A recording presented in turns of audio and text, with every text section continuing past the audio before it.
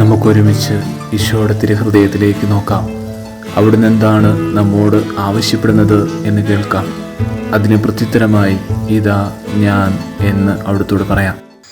ഏറ്റവും സ്നേഹനിധിയായ കർത്താവേ, ലോകം മുഴുവനുമുള്ള എല്ലാ നേഴ്സുമാരെയും അങ്ങയുടെ കൈകളിലേക്ക് സമർപ്പിച്ച് പ്രാർത്ഥിക്കുന്നു.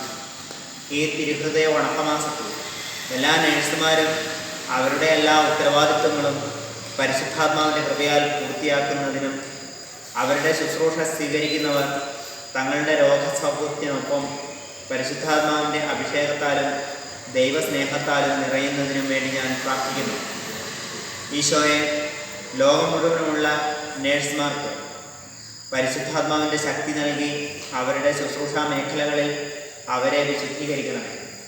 അവരുടെ കുടുംബങ്ങളെ സമൃദ്ധമായി അനുഗ്രഹിക്കണമേ. അവരെ എല്ലാവരെയും നിന്റെ തിരുഹൃദയത്തിന് പ്രതിഷ്ഠിച്ച് പ്രാർത്ഥിക്കുന്നു. ആമേൻ. സ്നേഹം മാത്രമായ ഈശോയെ, അങ്ങയുടെ തിരുഹൃദയത്തിൻ്റെ ഇഷ്ടങ്ങൾ നിറവേറ്റുന്ന ഒരു ഉത്തമദാസനാക്കി അവിടുന്ന് എന്നെ രൂപാന്തരപ്പെടുത്തണമേ എന്ന് ഞാൻ പ്രാർത്ഥിക്കുന്നു.